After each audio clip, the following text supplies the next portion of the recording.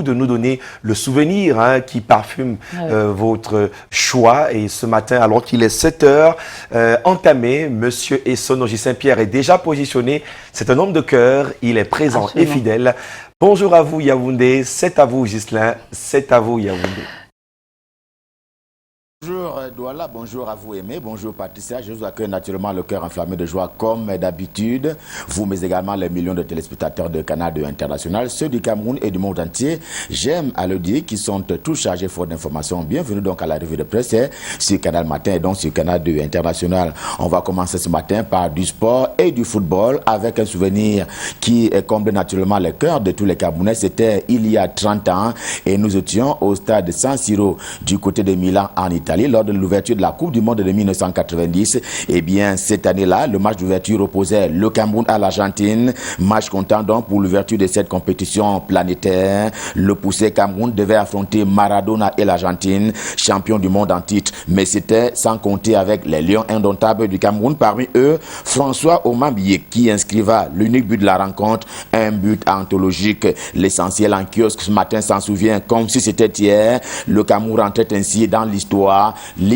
de la galaxie du football mondial. Mes questions, que sont devenus les Lions de l'épopée de 1992, en tout cas Tribune d'Afrique, le journal de Faustin Djikam, dans sa livraison du jour, se pose cette question digne d'intérêt, et le journal qui est allé retrouver les traces de certains de ces Lions-là, et il nous renseigne ce matin sur ce qu'ils sont devenus. Eh bien, Tribune d'Afrique, en kiosque ce matin, dit que Mbumbu Emile, pour prendre également l'exemple de ce membre de l'équipe nationale en 1990, qu'il a donc pris de l'âge, il vit actuellement aux États-Unis d'Amérique. Cyril Makanaki, Nkoundé Emmanuel, Jacques Songo et Stephen Tato sont à Yaoundé, la capitale gabonaise. Et Jeune Keke, lui, s'est reconverti dans les affaires. Joseph Antoine Bell est devenu chef traditionnel. Roger Fedba s'est installé à Johannesburg du côté de l'Afrique du Sud. Ndipa Kem, Alphonse Yombi, Gilles Onana, Mabouan Kesak et Bonaventure Njonkep ou même François Omambiik prolongent ainsi les métiers connexes au football pour parler ainsi des destinées singulières de ces Lions indomptables de 1990, ce qu'ils sont devenus 30 ans après cette belle et bonne participation à la Coupe du Monde. Mais la grande une du journal de Faustin Djikam, édition de ce jour, confond d'ailleurs le gouvernement de la République pour ce qui est des chiffres qui ont trait à la propagation du coronavirus au Cameroun. Déjà 8000 cas détectés positifs sur l'ensemble du territoire national depuis le déclenchement de cette pandémie au Cameroun. On s'en souvient, c'était au mois de mars dernier. Il y a comme un mensonge, dit-il, autour de ces données gouvernementales, affirme Simon Cuissé, qui intervient ce matin dans les colonnes de Tribune d'Afrique, allant jusqu'à faire savoir, pour rejeter l'empressement des enterrements qui est observé au Cameroun, que les morts meurent avec le coronavirus, avec le virus. Donc, c'est l'affirmation qui est faite ce matin par Serp Dono, qui a été rencontré par Tribune d'Afrique, et il en livre justement les résultats de sa recherche ce matin. Et dans le traité de ce chapitre-là, pour parler de la lutte contre le coronavirus, le quotidien Émergence de Magnus Biaga également en kiosque ce matin ne se croise pas les bras, braquant d'ailleurs ses projecteurs sur les effets de la pandémie pour ce qui est de la vie sociale au Cameroun. Par ces temps de confinement des travailleurs sociaux, les dégâts sont énormes, sont ceux qui ont été recensé par le journal, et il dit que d'ici à la fin de l'année 2020, la population des pauvres Camerounais sera grandement à hausse au pays de Paul Biya. Et cela s'appelle, dit-il, récession économique, impose la Covid-19 en termes d'effets sur l'emploi, et parce qu'il y a un fait qui s'observe actuellement au Cameroun, tantôt il n'y a plus de recrutement aussi bien dans les entreprises à caractère public que celles à caractère privé, tantôt le chômage technique est devenu un peu la norme pour un certain nombre de ces entreprises. La pandémie qui ne cesse de montrer l'indiscipline dont font montre les Camerounais, manifestement, qui donne l'impression que la maladie, oui, elle ne concerne que les autres, en tout cas, selon eux, elle ne concerne que ceux qui ont la peau non noire, pour parler de la peau jaune et de la peau blanche. Ils se comportent pour certains comme si la maladie ne les concernait pas. D'ailleurs, le journal en kiosque ce matin parle de ces faits-là pour parler ainsi des tribunes bilingues. Il parle de ces faits-là à l'observation des actes et du comportement des Camerounais, notamment pour ce qui est des lieux publics. Il y a bon nombre d'entre eux qui n'ont pas du tout changé d'habitude, quel que soit ce qu'ils font, quel que soit l'endroit où ils se trouvent. Et voilà ce pourquoi le journal parle justement des comportements à tout le moins nauséabonds qui ne font pas taire la propagation du coronavirus. La preuve, on en est aujourd'hui à près de 8000 personnes détectées positives. Mais le mal avance, même si selon les cas, il y a comme une discrimination dans la considération des éléments, notamment pour ce qui est des politiques des ripostes, notamment dans la sous-région Afrique centrale, un peu plus élargie, la CEEAC, la communauté économique et monétaire, la communauté économique des États de l'Afrique centrale, à ne pas confondre avec la CEMAC, la communauté économique et monétaire des États de l'Afrique centrale. Dans ces pays-là, il y a donc divergence de vues en matière de riposte contre le coronavirus et il faut rapidement corriger cela. L'économie quotidienne, vous le voyez, en une principale, tire d'ailleurs les leçons de la vidéoconférence, celle des chefs d'État de cet espace à la fois politique et économique, lors de leur 9e session à tout le moins extraordinaire qui s'est précisément tenue les 3 et 4 juin dernier et dont l'intérêt était centré sur la lutte contre la propagation du coronavirus. Dans la dite lutte, il y a encore des disparités pour ce qui est de la prise en considération d'un certain nombre d'éléments qui doivent participer justement à ce que la maladie, la pandémie recule pour ce qui est du Cameroun. Et il y a ces clivages, notamment dans les relations hôpitaux publics et initiatives privées pour ce qui est du Cameroun. C'est ainsi que selon le quotidien bleu, le jour du jour, le journal d'Aman Mana, l'hôpital central de Yaoundé, à titre d'illustration, qui refuse pour ainsi dire d'admettre les vertus du produit de Monseigneur Samuel Cléda, dont les témoignages sont à tout le moins constants et concordants, qui ont donc redonné du sourire à un certain nombre de victimes du coronavirus qui en ont guéri. Autre refus d'admission en une du quotidien bleu ce matin, c'est celui qui est exprimé dans les colonnes du journal par les membres de la Ligue du Grand Nord, ainsi libellé par le quotidien bleu ce matin, et comme tel, le journal estime que cela ignore toutes les qualités des défenseurs du septentrion pour parler des 3 régions du Cameroun, celle du Nord, la Damawa, celle du Nord, mais également de l'extrême Nord, à Issa Chiroma Bakari, ministre camerounais en charge de l'emploi et de la formation professionnelle et président national du FSNC, qui faisait savoir les bienfaits de Paul Biya, le président de la République en faveur du Grand Nord. Il participe, selon ces membres-là, du repli identitaire. En tout cas, selon Issa Chiroma Bakari, des revendications identitaires ne sont pas à convoquer en l'état actuel des choses, au moment où le Cameroun a plus que besoin que tous les enfants d'ici regardent dans la même direction. Et cette qualité-là lui est donc refusée par les membres de la dite Ligue, dont les propos sont relayés ce matin en guise de faits et dits, mais également en termes d'interprétation par le quotidien bleu édition de ce jour. Et si Issa Chiroma Bakari en parlait, c'est parce que les replis identitaires participent justement du recul de l'unité nationale, dixit précisément le quotidien Mutation des Gap, Georges Alain Boyomo, dont le dossier qui est proposé ce matin a trait justement à la protection de l'unité nationale. Et le journal qui commence par juger l'état d'avancement du tribalisme au Cameroun, lequel tribalisme se porte hélas plutôt bien sous le ciel du renouveau depuis notamment la fin de l'élection présidentielle d'octobre 2018. Au Cameroun.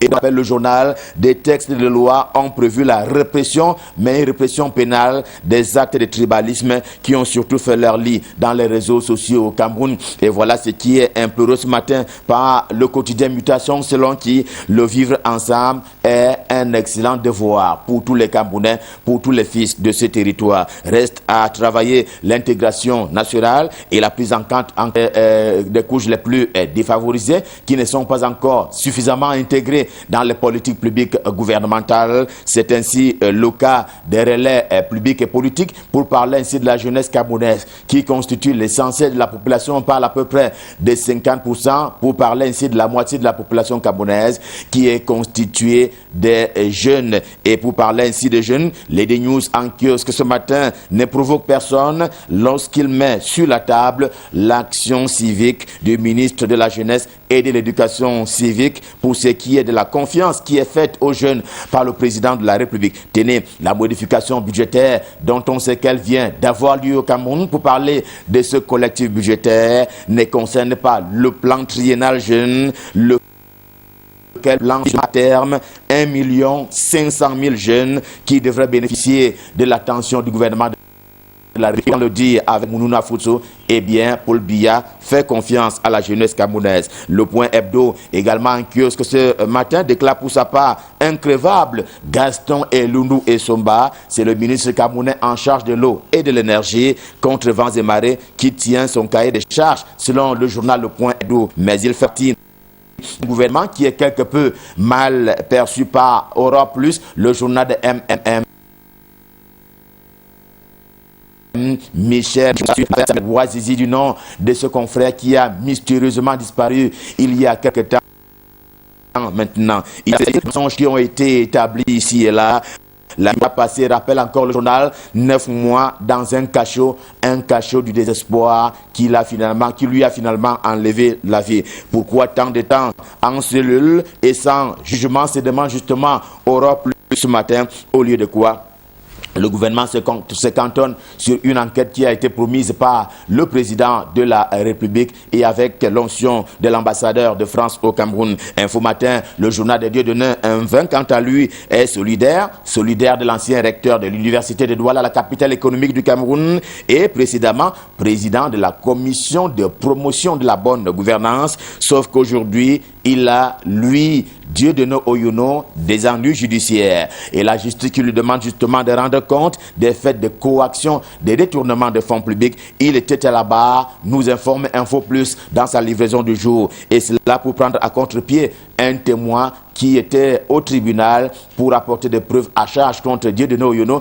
l'ancien recteur de l'université de Douala. Les tribunaux et les cours de justice du Cameroun qui ne verront plus Sama Francis, qui de Guardian Post, le quotidien camerounais d'expression anglaise, rend un vibrant hommage ce matin puisqu'il a quitté la terre des hommes hier, et le journal confirme la mort de l'ancien bâtonnier, par ailleurs membre du dernier carré de Nidjon Foundier et donc du SDF, le Social Democratic Front, un lundi noir pour les anglophones du Cameroun, puisque s'exclame encore de Guardian Post, il y a également eu la mort de Chief Asanga qui a été enregistré, lui aussi, sans on est allé hier.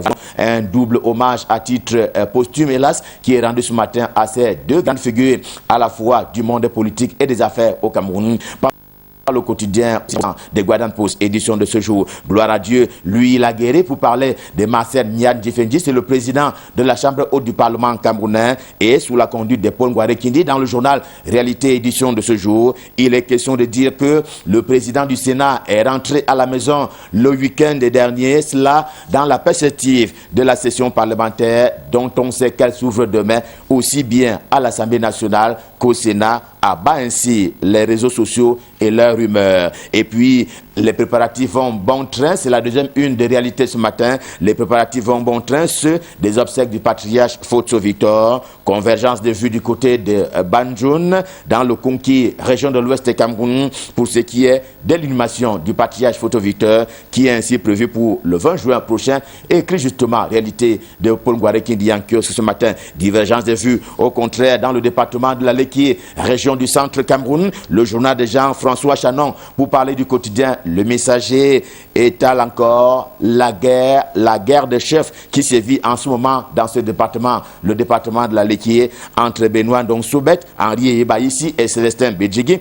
Tout a déclenché, dit-il, quand il fallait mettre le don présidentiel pour parler de la prévention du coronavirus à la disposition des populations du département de la Léquié. Eh bien, le transporteur de ce don-là est contesté respectivement par le leader politique Henri Yebaïssi et par le receveur maire adjoint de Monatilé, j'ai nommé Célestin Bédjigui. C'est donc une affaire de jeu politique. Ne l'oublions justement pas, la session parlementaire, on en parlait tout à l'heure, s'ouvre demain au Cameroun, aussi bien à l'Assemblée nationale qu'au Sénat, et il s'agit de celle du mois de juin, qui est d'ailleurs une session ordinaire. Ce sera donc dès demain. L'enjeu de cette session, entre autres, nous renseigne encore le quotidien camerounais à capitaux publics Cameroun Tribune de ce matin, c'est que les deux chambres, l'Assemblée nationale et le Sénat, seront réunis en congrès. Cameroun Tribune donne d'ailleurs d'autres précisions à tout le moins importantes sur l'importance des travaux qui devraient donc durer au plus 30 jours à compter de demain.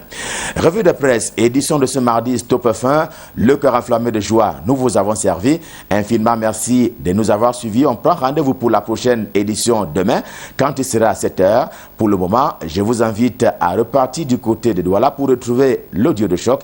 Il est constitué de Aimé et de Patricia, tous les deux bien aimés à Yaoundé, au Cameroun et dans le monde entier. C'est à vous Aimé, c'est à vous Patricia, c'est à vous Douala. Oui, merci beaucoup GPE, Ghislain Pierre-Essonneau, avec beaucoup d'allégresse. On vous retrouvera demain, toujours dans le cadre de la revue de presse. Il sera exactement 7 h, 1 heure de moins en heure GMT. On vous souhaite une journée toute en couleur. De même que voilà, toutes les Dianes qui nous regardent ce matin, parce qu'elles sont à l'honneur. Les Dianes présentes. Alors, permettez-moi juste avant, peut-être qu'on le rappelle les différents prénoms. Il faut quand même, les différentes personnes, il faut quand même rappeler à la chute de Ghislain Pierre-Essonneau concernant le Parlement qui va se réunir demain. Que les députés et sénateurs, ça va faire, je crois, 55 ans à peu près que ça n'avait pas été délocalisé. Donc, l'hémicycle, pour l'instant, ne sera pas au rendez-vous demain. Ils seront du côté du Palais des Congrès. Donc, ces députés et ces sénateurs qui se préparent à quelque chose d'important avec des questions capitales, notamment des questions de finances par rapport à cette année difficile de coronavirus que traverse le Cameroun, comme beaucoup d'autres aussi, à travers l'Afrique et le monde. Naturellement, ils seront donc réunis pour le compte de la deuxième session parlementaire. Et on va donc, ils seront gratifiés, entre autres, de la présence du président du Sénat lui-même qui sera donc présent, M. Niat Marcel Ndifendji, à qui on souhaite bon retour au pays. Bon retour, Bled. Ah ben oui. Ouais. Bon, après, les gens ne savent pas que souhaiter ce qui n'est pas bien pour quelqu'un lui donne plutôt beaucoup de bénédictions. C'est pas le chef de l'État qui dira le contraire. Vous l'annoncez ailleurs. Lui, il continue de cumuler des grâces. Et tant mieux, hein, si on a la chance d'avoir aussi cette grâce et atteindre cet âge et cette expérience. C'est tant mieux. On parlait des Dianes. Exact. Oui, vous en connaissez? Moi, je connais pas mal. Hein, j'ai fait la liste. C'est un prénom très régulier. J'en connais tellement, mais ce matin, c'est deux noms qui me reviennent à l'esprit. Diane Tchana, Diane Tamon, voilà, qui sont de fidèles téléspectatrices, entre autres. Collègue à Radio Sport Info à l'époque, Diane Démé, qui nous regarde ce matin, clin d'œil à Chelsea, sa fille adorée. On aura aussi à saluer Diane Mikuba, qui est du côté des États-Unis, une vieille amie à Gloria Anchole, qui nous regarde ce matin. Diane Mikuba, clin d'œil à toi. Diane Bikwe, qui est en service du côté de l'ART à Yaoundé. Bikwe Diane, à qui on fait un gros bisou ce matin. Et Benye Etame Diane aussi fait partie de la liste des personnes en l'honneur. Et il y a une Diane qui est très proche du monde urbain, du monde des médias, parce qu'elle est aussi dans le community management. Diane Choupé. Si vous allez sur Internet, vous ne connaissez pas Diane Choupé, il y a un souci. Bonne fête à toi. Je termine par un Diane, mais au masculin, parce qu'il y a des Diane aussi au masculin. Aimé Diane Bilogba, qui nous regarde ce matin. Gros bisous à toute la famille Aimé Diane. Alors, il n'a pas compliqué, hein. Tout le monde porte le prénom de Aimé chez eux. Donc, tant mieux, Mbombo. Et bonne fête à tous les Dianes et à toutes les Dianes que vous allez localiser dans votre répertoire. Et on va dire, c'est important de conjuguer le verbe aimer, voilà, au présent de l'indicatif ou à l'infini. Aimer tout simplement avec ER à la fin, ou tout simplement je t'aime, je vous aime et parce qu'on vous aime, voilà, on se bat corps et âme pour vous offrir le meilleur, pour vous permettre de bien démarrer la journée, parce qu'on sait que le cours de la journée ou comment va se dérouler notre journée dépend grandement de comment est-ce qu'on l'a entamé. Alors, les Gémeaux dont on parlait ce matin dans l'horoscope sont à l'honneur. Donc, toutes les personnes qui sont nées aujourd'hui sont Gémeaux. Vous avez dit qu'il y avait des petits soucis en termes de finances aujourd'hui. Mais qu'on peut changer. Bon, ce que moi je vais faire, on peut faire quoi par exemple? Mais on peut seulement penser positif et se dire qu'aujourd'hui, j'aurai toutes les chances de faire de bonnes affaires. Et je vous assure, quand on dit des paroles positives, avec une bonne dose d'énergie positive, ça attire tout ce qu'il y a de bon. Je vous le promets. Marketing Services Agency, pour ne pas dire MSA, est l'une des premières structures en 2007 dans laquelle j'entre dans le métier de l'événementiel. Et il y a un monsieur qui a porté ce projet avec beaucoup d'autres, Aimé Koum, mais lui, ce matin, pour ce qu'il a représenté dans beaucoup de multinationales, je ne vais pas les citer ici, c'est un Gémeaux du 9 juin qui devrait recevoir un giga méga gâteau d'anniversaire. Constant Koum, l'évocation de ce nom doit forcément, pour les experts du marketing, vous raviver parce que c'est quelqu'un qui est plein pied dans l'univers du marketing depuis de longues années. Constant Koum, happy birthday spécial tonton Constant, Consti, qui est resté jeune malgré le temps qui passe et toute sa grande famille. Gros bisous à lui ce matin. Il est du côté de Yaoundé. Bon, c'est vrai qu'il bouge beaucoup, mais Koum Constant, CK, comme la marque des boss. Je t'envoie un cadeau spécial tout à l'heure. Donc, regarde ton numéro de transfert. Je te fais un petit crédit tout à l'heure. Petit crédit, c'est moi qui offre. De toute façon, si tu refuses, tu vas renvoyer à l'ascenseur. Et si moi j'étais jardinière, je vous offrirais les plus belles fleurs de mon jardin. Et comme j'aime les jasmins, la fleur jasmin, je crois que parmi les fleurs que je trierai pour vous, il y aura forcément la fleur jasmin.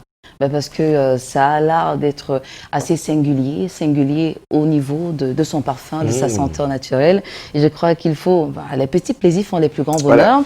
Et c'est pas notre très chère Joséphine Laure Oami et toi qui me dira le contraire ce jour parce qu'elle a un an de plus. Ça se fera d'ailleurs de manière très illustrée dans quelques minutes. Le temps peut-être de se prendre cette page colorée, de faire un clin d'œil particulier à nos annonceurs juste derrière. Vous le savez, chaque jour est une date historique.